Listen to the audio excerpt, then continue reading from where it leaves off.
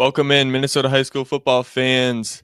I'm here with a couple of the Minnetonka players that you'll be seeing on Thursday playing Anoka at the bank at 7 o'clock. You can either go there and watch the game for yourself or watch it on your local channel. How are you guys doing, and can you introduce yourselves? Yeah, we're great. Yeah, feeling really good. Uh, I'm Dylan Hudgens, senior linebacker, number one. I'm Caleb Taylor, senior nose tackle number 10. All right, let's get into it. Let's just talk about your guys' season thus far. You guys have kind of went through a gauntlet of a regular season that kind of made you battle tested. Just talk about your regular season and what you kind of think of the season you guys have had so far. Um, yeah, I'd say that gauntlet piece, I think that really prepared us for the playoffs and kind of just, gave us that edge of being like, okay, like we played all the higher seed teams and we know like how that competition is. So we're really prepared for that. Mm-hmm. Yeah, I feel like playing against those West teams, it feels like we got a little taste of the playoffs before they even came, really. And just all the teams in our district, respect to them. I mean, you're looking at the bracket, those are the guys you don't want to be lined up with. And Hmm. we're proud to say that we made it through there as the one seed, and we're going to take it all the way. Yeah, you guys have played the other two teams that are left on the other side of the bracket. You guys haven't played Anoka as far as I'm concerned. Mm-hmm. What are you guys just seeing from them on film, and what is your guys' coaching staff kind of telling you guys going into the game? You want to talk to them? Yeah, I got it. As a team, we've been watching a lot of film. Thursday game, we say film room wins the week in these shorter weeks. I mean, getting in over the weekend, getting practicing on Saturday, even that sort of stuff, it really sets us apart. And I feel like going into this, we're going to play fast, play physical, and just play our brand of football. Yeah, just what Dylan said. Film is really important to us as a team. We gather, together on the weekends or sometimes on the weekdays at one of our houses, and we watch film together because this game is really important to us. Yeah, let's talk about. I know you guys are both on the defensive side of the ball. There's good offensive players on this team, but the defense is also noteworthy. I was trying to look at some of the stats.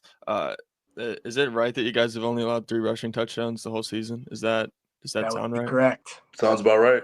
Yeah. 66 rush yards allowed for other teams. I think the one vulnerability is a little bit of the pass of that. That's where if you had to poke a weakness in this defense, it would be in the pass. But just the run defense is unquestionably, I would say, the best in 6A. But what do you Absolutely. guys? You guys are there. You guys are in the meetings. You guys are in the huddle. You guys are on the field. What makes this defense special?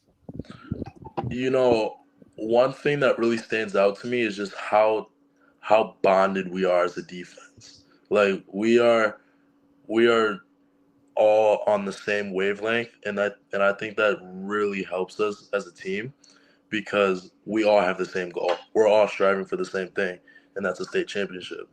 So just us being just a brotherhood makes us become a great defense.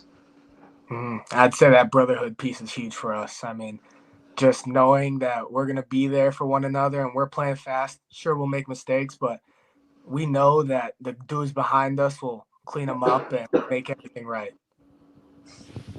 You guys, this is my favorite question to ask all you guys is when did you guys think that this like during the season that you're like, okay, we got a shot to like go all the way, just because I think in doing just a little bit of the research like of you guys' past, you haven't been close or like in the semifinals since COVID. It's been after that, but just touch on that. Um, I would say when I knew that it clicked for me was when we had was in the off season. It was in the summer for me. When we had guys constantly showing up to weights, in the morning, and just constantly putting that work in. That that really showed me that we're gonna take this all the way, because the amount of dedication that we've all as a team put into this program and put into all this time, is it's incredible, and that's how I knew right away that we were going to go all the way. Mm-hmm. I'd say that commitment piece was huge for us. I mean, everyone around us, we're building that brotherhood from the moment that last season ended. I mean, all throughout the winter, all throughout the spring, leading into the summer, it was just growing and growing. The amount of team bondings we've had, I mean, the stuff we've done together, I feel like there's no way you could break our bond. And that's when we knew that this thing's going far. You guys look around and be like, wow, like, I mean, there's these pockets of like in high school football that you can maybe be a good player on a not so good team just because of like the variety of high school football, and that's kind of the way it is. Teams grow in like spurts, and teams have their like window to win it, and then they can take a step back in the next few years. Do you guys really kind of like cherish this opportunity to like really make it happen this year? Yeah, most definitely. Especially, for us seniors, we really cherish it like a lot because of how we came up last year losing to Eastridge. That was a really heartbreaking moment for us, and I think we've just carried that chip on our shoulder throughout the whole off season. Just we really want it. Mm-hmm. I'd say just knowing that this is it. Like, there's no more high school Right. football after this. It makes us cherish every practice, like every hour of film we spend together. I mean, there's nothing like it. And the fact that we could lose it at any moment just makes us work that much harder. Absolutely. Talk about your offense, because with all great defenses, there needs to be a good offense, and with all great offenses, there needs to be a great defense. So it's obviously one team. Talk about that offense. Yeah, man. I'm gonna just get started on the O line because that's who I'm going up against every day in practice. We have the best O line in the state, and I will put money on that. Our O line, we put up 255 rushing yards per game. I mean, Mm-hmm. that's like that speaks for Speaks for itself. itself. We got Aiden Zabzelka at center. I go up against him every single day at practice. Best center I've seen all season, Mm-hmm. and it's our center. And even our guards, Griffin Moore and Kingston Hamlin, some dogs, and our tackles, Kason Copley and Aiden Becker. Hey, that's why So they call it the Minnetonka Moving Company. absolutely. So our offensive line is definitely the heart of our team because when they get going, they get going. It's hard to stop them for sure. Is And that then, a young O line, or is this kind of like their last hurrah? Are they? no, three of Yeah, them it's are a juniors. Three of them are decently juniors, young. so it's pretty young. We got two senior tackles, but otherwise they're all coming back. But yeah, we got some dudes on there. Yeah. Uh, And not even to mention like Caleb Francois, like Chase dog. Conrad, Chase dog. Conrad, dog. Our Vinny receiver May. core, dogs. Yeah, Like bro. I was literally talking to Dylan today at practice. Like we're a really well put together team. Like we have weapons all over the field, offensively and defensively. And when we get them all on the field at one time, it's hard to stop it. when did Caleb? Because Caleb wasn't Francois last year. It wasn't Uh, like, I don't think he started. At least looking at uh, this is his first like big year in it as a junior. How did he? Because there's that time where a quarterback's got to win the locker room over and stuff like that, and get him behind him. Uh, how did he do that with you guys? Um, well, he's a really calm and good dude to be around. Like his personality is just amazing, and people just kind of just I don't know.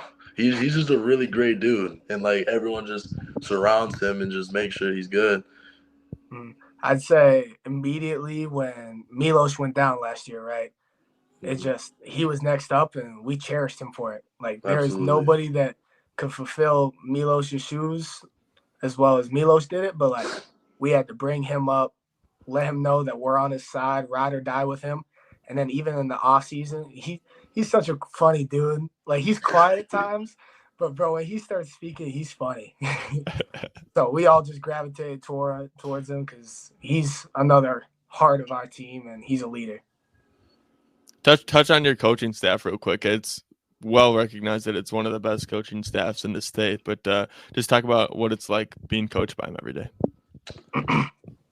You want to go, Dylan? Yeah, let's do it. I can start with Coach Esch. I mean, we all love him. I'd say one of the biggest takeaways from Coach Esch is just like his perseverance and grit. Like, he's a kid from Caledonia. He's a hard-nosed man, and he likes work to be put in. Like, he wants work on the front end, and who cares what happens on the back end as long as he's making us better kids in the process, better men later in life. And he's really bought in for us. And it feels like he's not just trying to win games. He feels like winning games comes along with making us better people. Mm-hmm. Yeah, I totally agree with that. But like Coach Lombardi, Coach Karan, like those, like having Coach Lombardi, as our defensive coordinator has been truly a blessing. Not just for me, but our whole defense because of just how smart he is and how knowledgeable of the game he is. It really helped me learn truly how to play football instead of just doing whatever. He really helped me hone my skills as a nose tackle. And I just think just all the coaches on this coaching staff are just so tightly bonded, but we're so competitive. And we know how to turn that switch on and off. Cool. Well, last question is Minnetonka will be 6A state champions if what needs to happen? You want me to go? Mm-hmm. I bet. Minnetonka will be the 6A state champions if we take it one rep at a time, one practice at a time, one film session at a time, one play at a time in this upcoming game, and one game at a time. That is all it takes. We'll focus on the present, and that's all that needs to happen. Absolutely. That's exactly what I would say. Cool. Well, thank you guys for taking the time out of your night. Again, you guys are going to be playing Thursday, 7 p.m. for the viewers. You can either go to the bank to watch or watch it on your local channel. Thank you guys for taking the time out of your night. Yeah, for sure. Absolutely. Thank you so much.